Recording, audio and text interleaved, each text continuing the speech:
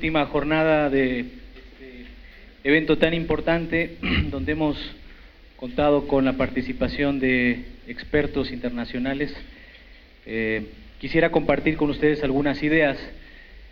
Quizá la presentación, sin haberlo pensado, podría ser un cierto resumen o la captura de algunos de los conceptos que tan bien se han expresado por parte de nuestros invitados.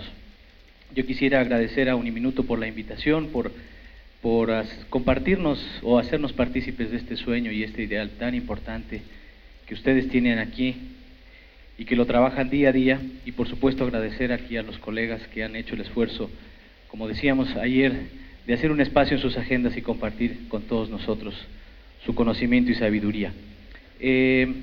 Yo suelo usar algunas veces algunos principios de la ley de Murphy. Ustedes han escuchado de la ley de Murphy.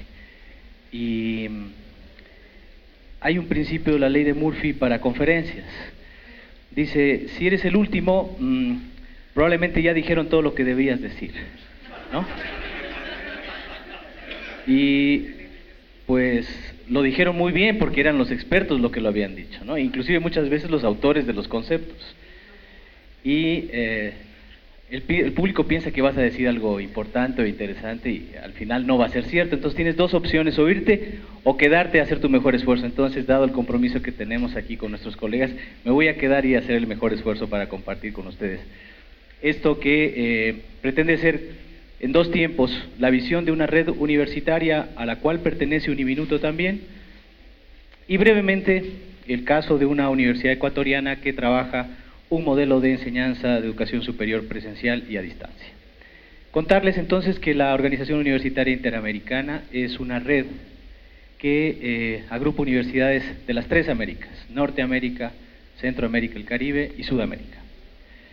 Y estamos entonces en muchos de los países a través de 9 vicepresidencias, y ustedes tienen ahí un universo interesante de estudiantes, profesores y personal administrativo que trabajan en las universidades de la red. Como digo, Uniminuto es parte de esta red y con el tiempo quisiéramos ir involucrando más al cuerpo académico y de estudiantes en varias de las iniciativas que tenemos. ¿Cómo trabaja esta red? Pues esta red trabaja a través de 3 programas. Un instituto de gerencia y liderazgo universitario que es para formar a los académicos que se encuentran desempeñando funciones de gerencia: decanos, vicerrectores, vicedecanos, directores departamentales, rectores, que por lo general los académicos no nos preparamos justamente en herramientas de gestión universitaria. Y entonces este instituto tiene un programa de formación en gestión y liderazgo universitario. El Colegio de las Américas, que principalmente trabaja redes de investigación utilizando la red, el COLAM, y del cual el rector de la sede principal de Bogotá es parte de su directorio, tiene su sede en Montreal. Y este tercer programa, que es el programa Campus que yo dirijo, se centra en una línea estratégica que le llama formación doctoral, es decir, cómo acercar a las universidades para formar a los investigadores o los cuerpos de investigadores a través de programas de doctorado. Tenemos una línea sobre compromiso social, espíritu y valores en la Universidad del siglo XXI, y también trabajamos lo que actualmente llamamos un sistema de información para gestión de la calidad en las universidades. Es decir, cómo, más que rankings, cómo establecer parámetros de comparabilidad entre nuestras universidades para gestión universitaria. Bien, voy a hablarles de 2 elementos que pueden contribuir a este trabajo que se ha hecho estos días y que quizá puedan dejar también inquietudes en torno a lo que Uniminuto tiene que hacer como institución. El futuro le exige y le obliga institucionalmente a planificar y proyectarse como una universidad con una fuerte servicio social, pero también con modalidades de estudio de impacto, presencial, virtual, a distancia. Antes de ello, pues decirles que cada vez el tiempo en la universidad es más difícil. Estamos muy ocupados, hay mucho trabajo, la agenda cada vez es más compleja y el tiempo para pensar casi inexistente. Si nos llaman a una reunión, casi no tenemos tiempo. A veces llegamos tarde, a veces nos tenemos que ir antes, porque realmente no avanzamos. Estamos muy agobiados. Y por lo tanto este espacio quizá es enriquecedor, válido y único, porque no todas las universidades se detienen a pensar a dónde deben ir, cómo están, cómo quisieran estar, y sobre todo reconocer cuáles son sus debilidades y cómo mejorarlas. Entonces, habrá que trabajar mucho ese fenómeno de no hay tiempo, o hay mucho que hacer. Quizás si un líder tiene mucho que hacer es que no está delegando o no está delegando bien, o los procesos son los que deben ajustarse, ¿sí? Por lo tanto, estos espacios que tenemos aquí son muy importantes. Y yo por lo menos, seguramente no aquí, pero en una universidad que conocí, tenían una enfermedad contagiosa, ¿no? La reunionitis aguda. Y tal como hay otra ley de Murphy, la ley de Hendrickson, si a causa de un problema se convocan muchas reuniones, las reuniones llegarán a ser más importantes que el problema, ¿no? Y entonces hay una reunión tras reunión para resolver problemas, y luego son las reuniones el motivo de nuestra existencia. Yo alguna vez llegué a contar pues que en una semana no había ido a mi oficina, sino solo había estado en reuniones. Y no recuerdo dónde dejé las anotaciones de esas reuniones, ¿sí? Entonces, claro, digamos, reunirnos por reunirnos, no, pero tener cuidado. Seguramente aquí no pasa, pero puede pasar. Y entonces habrá que estar atentos. Frente a esta reunionitis, hay un remedio que se ha trabajado en las empresas farmacéuticas que se llama corresponsabilidad forte. Es decir, su principio activo es la corresponsabilidad. ¿Qué quiere decir eso? Que el trabajo no solo lo hace el rector, el vicerrector, los rectores, el director. El trabajo es de todos. Si hay un sistema presencial o hay un sistema virtual y a distancia, no le corresponde al uno o al otro preocuparse a dónde va o la calidad. Nos corresponde a todos. En nuestros espacios, en las funciones que tengamos, en el tiempo que tengamos que dedicarle y sobre todo, el que nuestras reuniones sean efectivas. Hace poco invitamos a nuestra universidad a una experta en reuniones. Estuvo una semana trabajando con nosotros sobre reuniones efectivas. Cuando se escuchaba eso parecía un poco de marketing, un poco raro, pero al final cuando descubrimos que si una reunión no se convoca con una agenda, si no hay un facilitador de la reunión, si no hay unos objetivos, si no hay un seguimiento, realmente estamos perdiendo el tiempo. Y ahora estamos midiendo un poco el antes y el después. Y efectivamente, aunque todavía divagamos en las reuniones, divagamos menos. Entonces, ya hay un primer objetivo cumplido. Y a futuro, obviamente por nuestra cultura y por nuestra idiosincrasia, muchas veces pues cambiamos los temas y nos dedicamos a hablar de otras cosas, pero ya hay alguien que dice, oye, centrémonos un poco, tenemos solo 1 hora y vamos a cumplir nuestro objetivo. Esto entonces como un pequeño comentario, antes de comentarles ahora sí algunas tendencias en evaluación abierta y a distancia. Nuestra red hace varias reuniones y donde escuchamos a expertos hablar de estos temas. Y entonces, como red, el objetivo de las redes es favorecer a sus miembros a través de información, estudios, investigaciones, oportunidades. En cuanto a educación a distancia o virtual y a distancia, algunas de las tendencias, como decíamos aquí. Pues que lo que nosotros estamos haciendo en educación tiene que tener una lógica o un lenguaje común con lo que se está haciendo a nivel nacional e internacional. Tanto la formación en derecho, la formación en psicología, ¿cómo se está haciendo? ¿Estamos siendo demasiado diferentes o cuán semejantes somos? ¿Y por qué quisiéramos hacerlo así o por qué lo hacemos de esta manera? Entonces, ¿por qué? Porque esto también va a nosotros permitir que nuestros estudiantes puedan tener más facilidad para participar de estos programas de movilidad que nos hablaron, por ejemplo, de la UNED. Si ajustamos nuestras mallas curriculares a principios o a tendencias internacionales, espacios comunes de educación superior, seguramente vamos a facilitar a nuestros estudiantes y también a nuestros profesores acceder con mayor facilidad a programas de movilidad. Entonces, ese es como un primer escenario, tenerlo en cuenta. El otro, pues que esa armonización también me lleva a la movilidad, y obviamente movilidad significa reconocimiento.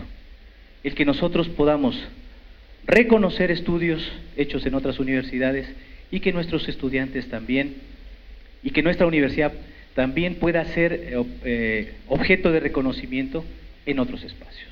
Y ya no solo hablamos, porque en movilidad virtual y a distancia ya no solo hablamos de país, sino hablamos de región y porque no hablamos del mundo. Entonces, diríamos, las barreras se rompen. Parecería muy fácil,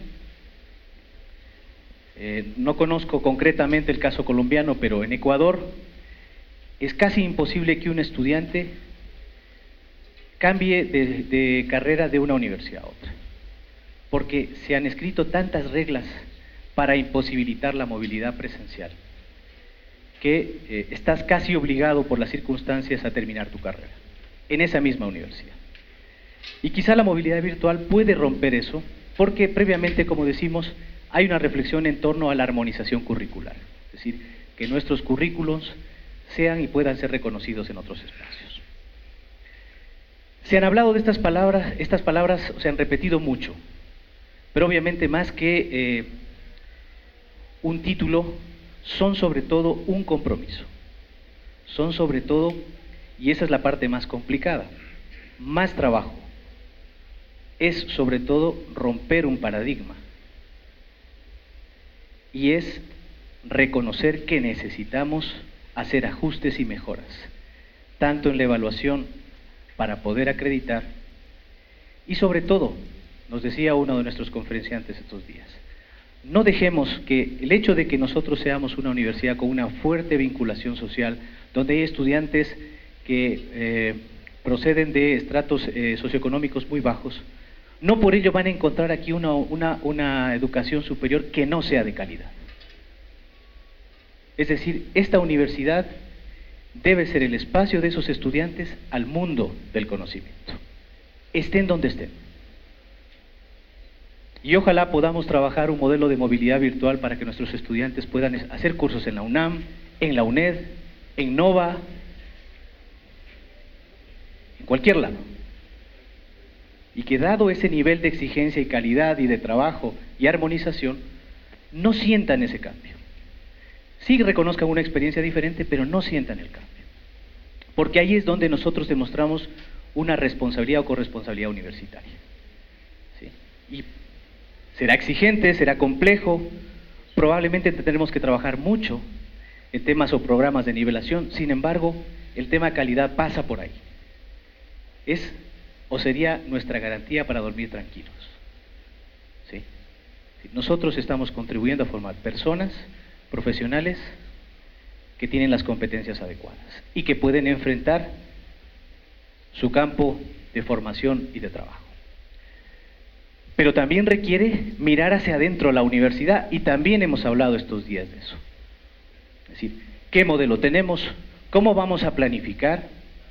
Somos una universidad que ha estado algunos años con una sola modalidad y que incorpora con el tiempo una nueva modalidad y herramientas de aprendizaje. Eso significa que todos debemos involucrarnos, ser corresponsables. No depende solamente de una sola rectoría o de una sola dirección, sino de todos.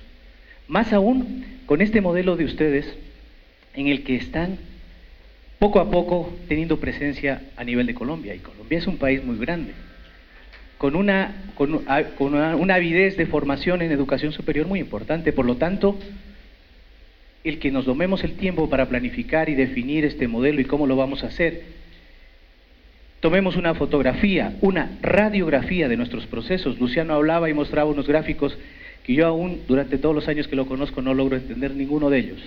Pero está bien, pero que él es el experto. Pues eso es muy importante. Si sabemos, tenemos la fotografía de nuestros procesos y nos sentimos cómodos o adecuados con esos procesos, o quizá deberíamos hacer algunos ajustes. Y eso es hablar de una mejora continua. ¿Sí?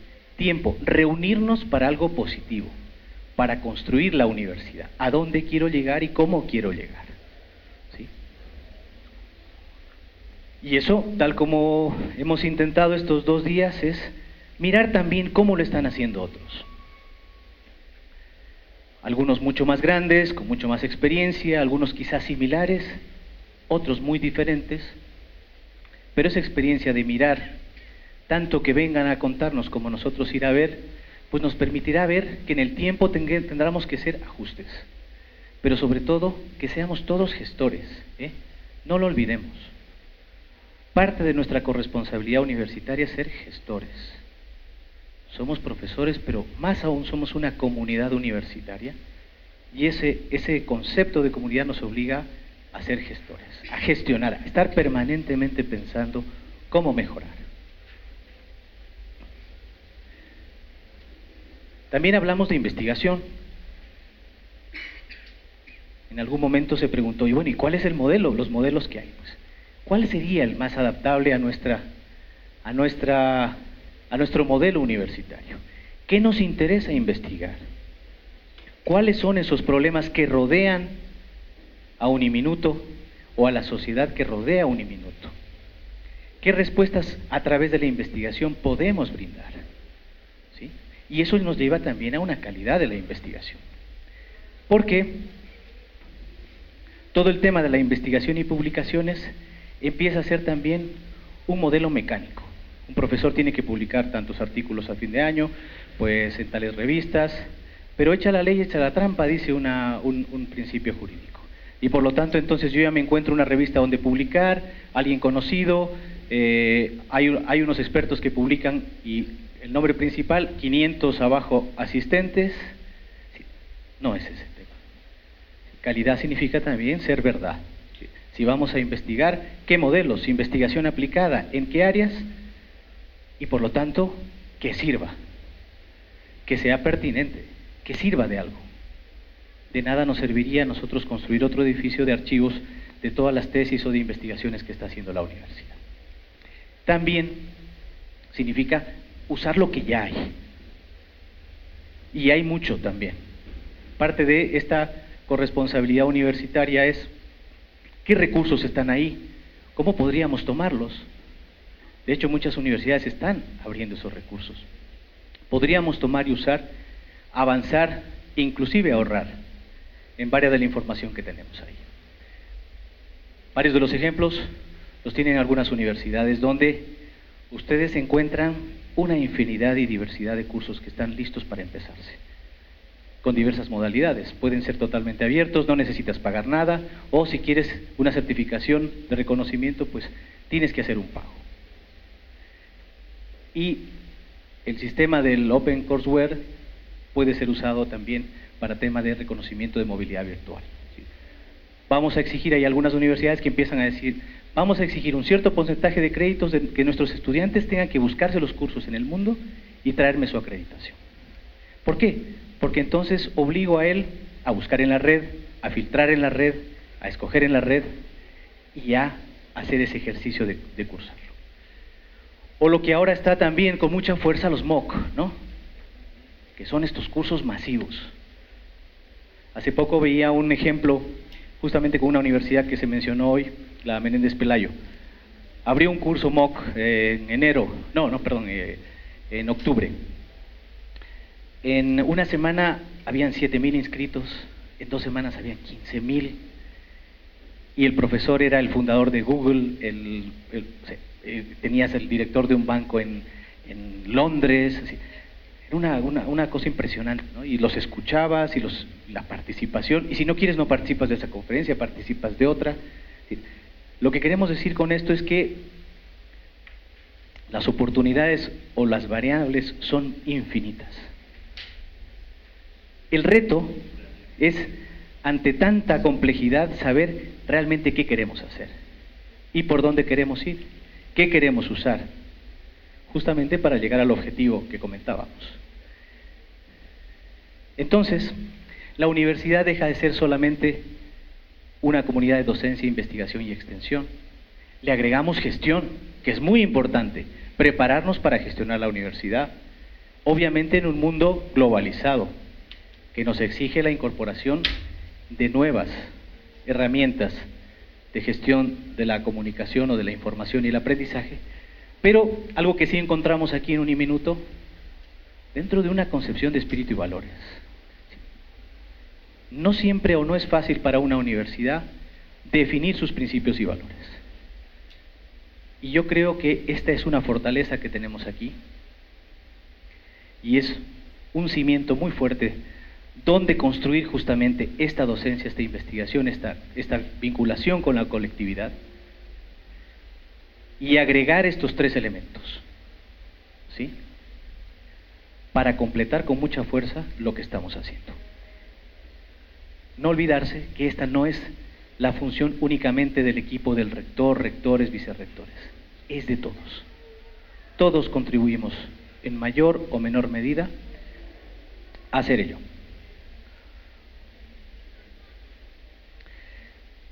Hay una universidad real detrás de la virtual.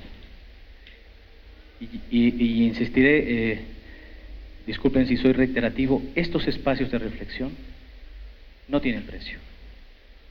Una reflexión real y quizá cada vez más práctica, volcada o centrada a analizar nuestros problemas, pero sobre todo a ver hacia dónde vamos a ir. ¿Sí? Esas son algunas perspectivas que se discuten en nuestra red. ¿Qué retos vemos ahora en educación superior y sobre todo educación virtual y a distancia? Pues que la propia UNESCO ya lanza un reto a las universidades: educación para todos. Y se ha dicho, para todos sí, pero con calidad. Debemos ser instituciones de educación superior responsables, con calidad para toda la vida, incluyentes. Pues que haya una equidad en la oferta, que todas las personas puedan acceder, o quien quiera acceder lo pueda hacer. Y también en la gestión, que todos podamos participar de esa construcción de la universidad. Ya lo decíamos en el tema de la investigación, que nuestra investigación sirva a esa sociedad, no sirva para graduarse, no sirva para calificarme como docente investigador, no sirva para un pago. Ahí no sé si se lee que está un poquito oscuro en un centro de investigación, dice, no sé lo que estoy haciendo, pero es investigación pura. Da igual. ¿Sí? Estoy investigando, soy investigador. Eso es lo que no debemos reproducir. El convertir a nuestra universidad en un ente local. Trabajar en lo local, en lo nacional y en lo internacional. Obviamente, no podemos hacerlo con costos altos, pero la retribución social que tenemos, los beneficios, son los que convierten al concepto Uniminuto o a la marca Uniminuto en una institución fuerte, competente y con capacidad de gestión. No es, y a veces no lo digo por estar aquí, pero esta es una universidad con unos valores que ya se la quisieran otras universidades en otros países, con una imagen y una capacidad de gestión que ya se la quisieran. Y por lo tanto, ese debe ser un valor importante en la gestión que cada uno de nosotros hacemos en cada uno de nuestros espacios. Innovar a través de las tecnologías de la información y la comunicación. ¿Cómo vamos a trabajar profesores y docentes? ¿Cómo hacer lo que decía el profesor Ramón?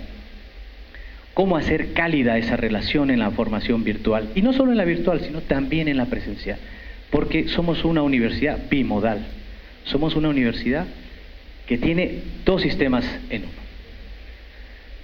Pues, como reto también, el que haya una pertinencia social, tanto en la capacitación y la educación continua.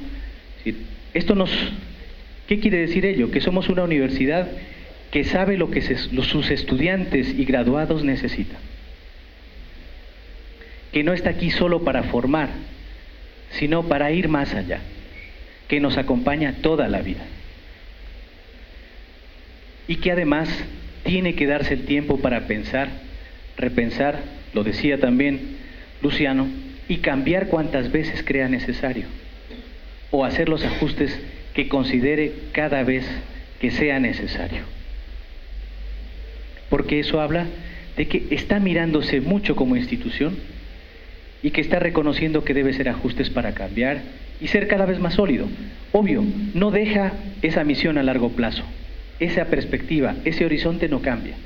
Lo que cambia es los medios y la manera de ir llegando hacia allá y la compañía que vamos necesitando para poder llegar.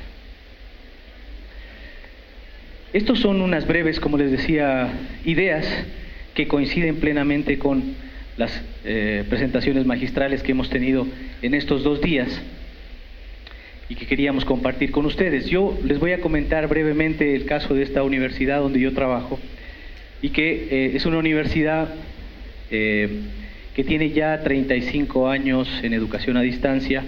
Bueno, está entre la categoría de universidades en el Ecuador.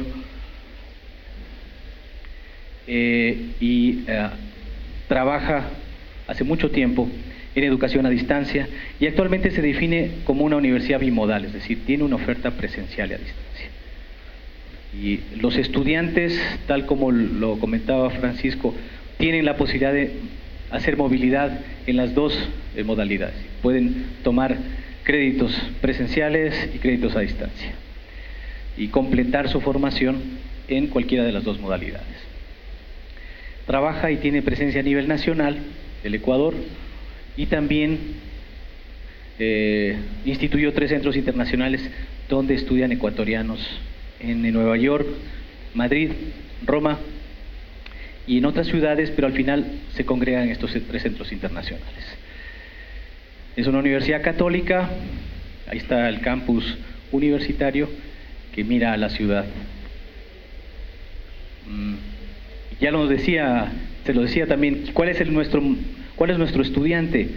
Pues hacemos un detalle de sus características y seguramente llega a la modalidad a distancia porque no tiene tiempo de ir a la modalidad presencial o porque pues su trabajo, sus condiciones familiares lo impiden y entonces opta por nuestra modalidad que trabaja diríamos, modalidad a distancia clásica con un texto y una guía didáctica, unas tutorías presenciales, no en todas las asignaturas, no para todas las asignaturas, sino en cierto tipo de asignaturas que la propia universidad considera que son las más complicadas.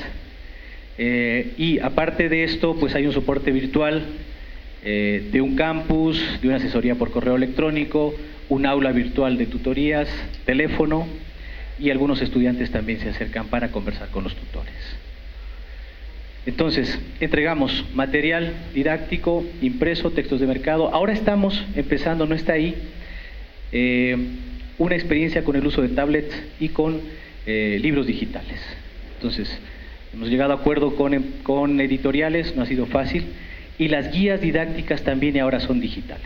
Es decir, el estudiante ya a lo que se matricula no le entregas nada impreso, sino le entregas el tablet y está todo ahí.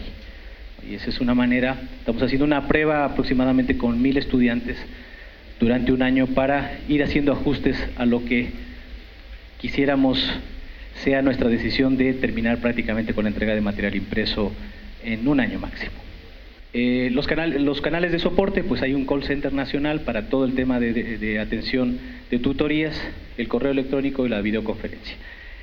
Hay los clásicos canales en YouTube, la universidad tiene un canal en YouTube con todas las clases grabadas ahí, y hicimos alguna prueba de que hay una serie de accesos fuera del Ecuador y no de estudiantes de la universidad. Es decir, se abre como un modelo de recursos educativos abiertos.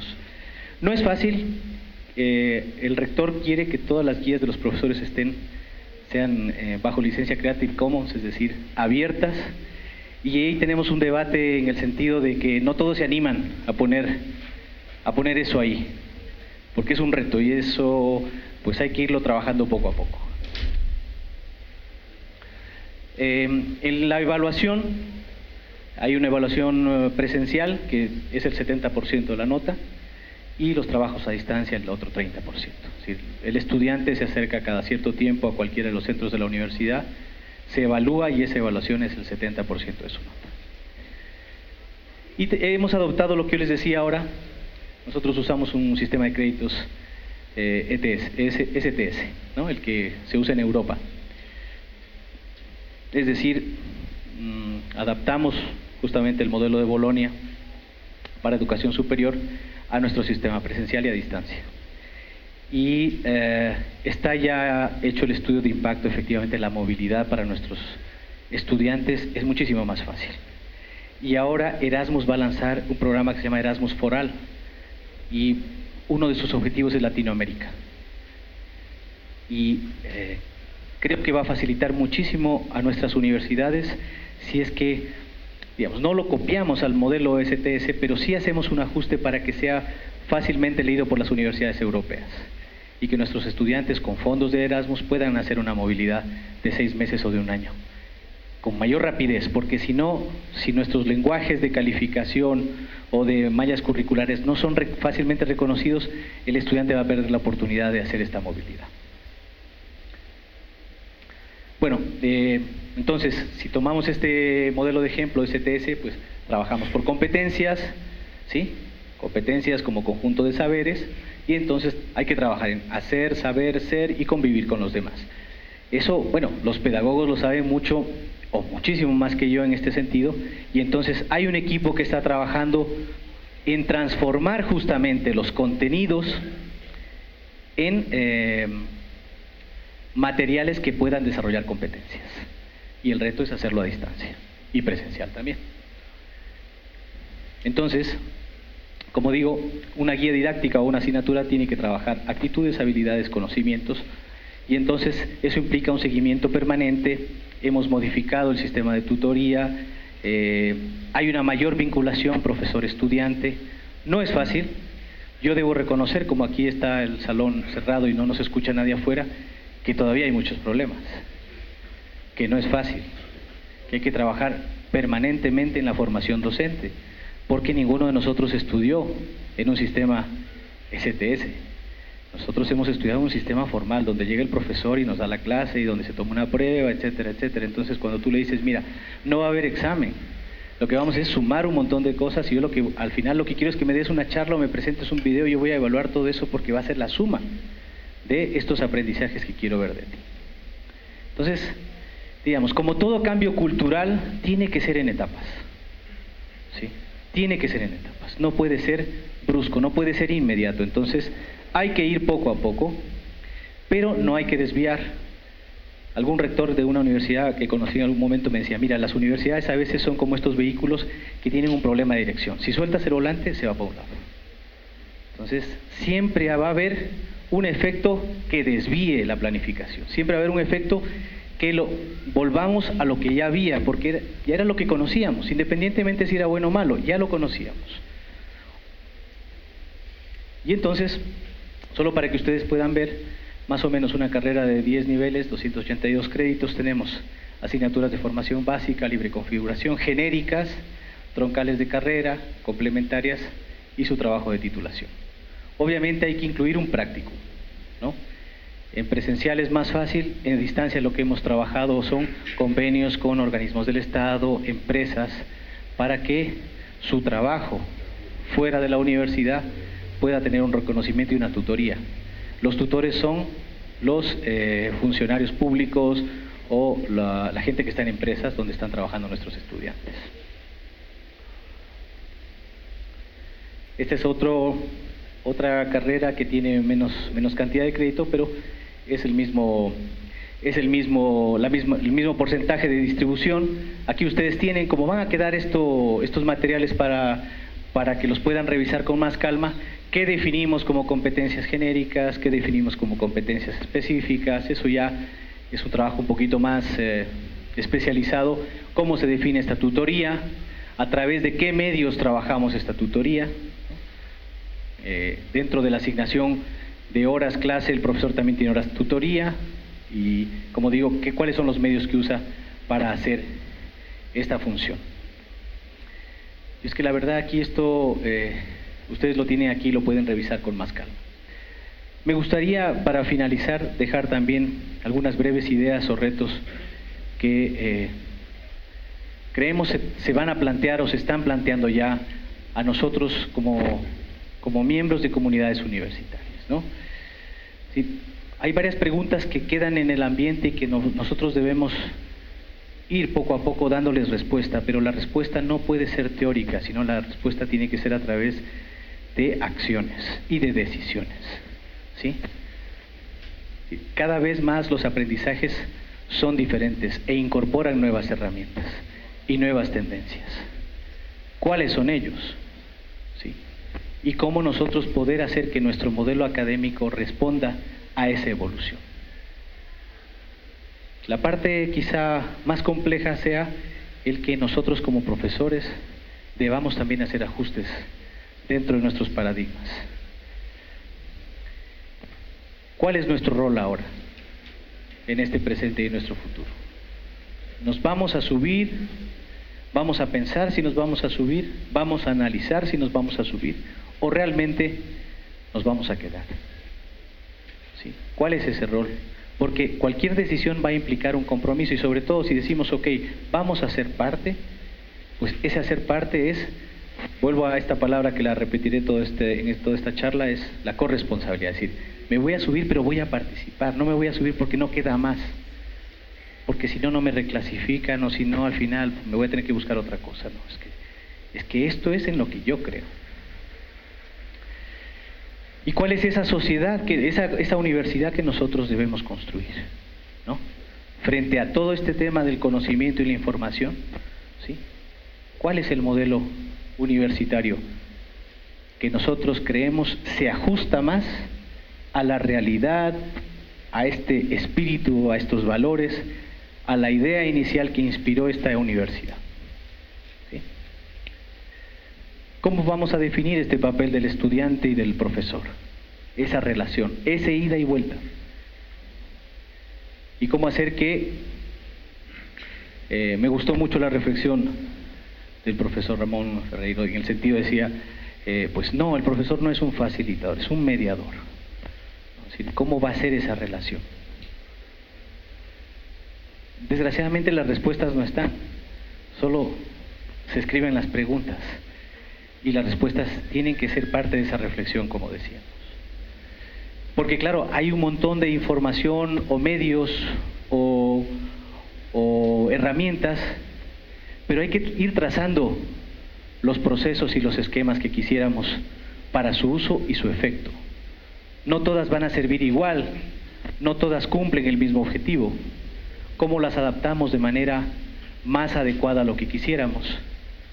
¿Y cómo hacemos que sí, que vayan planteando efectivamente soluciones y respuestas prácticas, tanto para quien enseña como para quien aprende o quien forma, y para la sociedad a la cual nosotros servimos? Porque sí, se habla de un estudiante 2.0 que tiene que convivir con la tecnología, que hay unos materiales, que tenemos que evaluarlo, trabajar su interacción, los profesores, el sistema, pero es más complejo. Y a todos estos puntos nosotros tenemos que irle dando contenido, pero sobre todo contenido con orientación. Desgraciadamente, también el boom de la tecnología lleva a adoptar simplemente la tecnología sin meditar para qué. Hace poco conversaba con un experto en innovación y decía, la universidad, le preguntaba a una universidad, ¿la universidad tiene cuenta de Twitter? Sí, ¿cuál es la cuenta? Esta. ¿Y para qué sirve? Entonces, porque tenemos Twitter. Pero es una cuenta para dar respuestas al estudiante, para informar sobre el desarrollo de la universidad, para transmitir información y evolución del mundo de la universidad. No sé. jamás se habían preguntado para qué tengo la cuenta de Twitter. Mira, habla de cuenta de Twitter y ponle el nombre de la universidad, ya la tienes. Y tengo Twitter y tengo Facebook y tengo muchas cosas más, pero ¿para qué las quieres? ¿Qué estás logrando con ello? ¿Cuál es el mensaje? ¿Qué información quieres transmitir? ¿Qué información quieres recibir? ¿Sí? Entonces, está muy bien la adopción de las nuevas tecnologías, pero siempre preguntándonos. Por eso es esa reflexión de qué modelo quiero, qué tipo de institución quiero, cómo quiero que sea mi profesor y mi estudiante. Y obviamente evitar la evolución de la universidad en el tiempo, que empieza muy bien, pero luego ya, pues ya estamos bien, ¿no? Ya somos la universidad, tenemos éxito, pues nos dicen que estamos bien, que somos muy pertinentes, que servimos a la sociedad, ya hay proceso, ya planificamos, ¿no? Ya planificamos, ya está, ya hicimos al inicio del año, ya está, ¿no? Algún ajuste lo haremos, sí, pero hay mucho peligro de morir de éxito, ¿sí? Hay que tener mucho cuidado. Por lo tanto, está bien que lo hagamos bien, pero ese que sea el motor para hacerlo mejor, ¿sí? No, que no sea un somnífero, tener mucho cuidado. Uno de los rectores de la universidad, cuando íbamos a un acto de graduación, decía, y les decía a los estudiantes, por favor, que cuando yo pongo el birrete y se lo quito, no le quite el cerebro, ¿sí? Porque claro, cuando se gradúa decía, no, pues ya, yo ya soy abogado y de aquí prácticamente nadie me tiene que enseñar nada, porque yo he estado 5 años en esta universidad y estoy harto de estudiar y lo único que quiero es hacer dinero. O sea, por Dios, que no se le quite el cerebro cuando le quito el birrete, ¿no? Es igual aquí. Si estamos planificados, si hay un proceso de mejora continua, entonces vamos a estar siempre atentos a dónde va la universidad, cómo está el conocimiento y cómo se lo gestiona y a dónde queremos ir. Eso brevemente en esta tarde, compartir con ustedes estas ideas.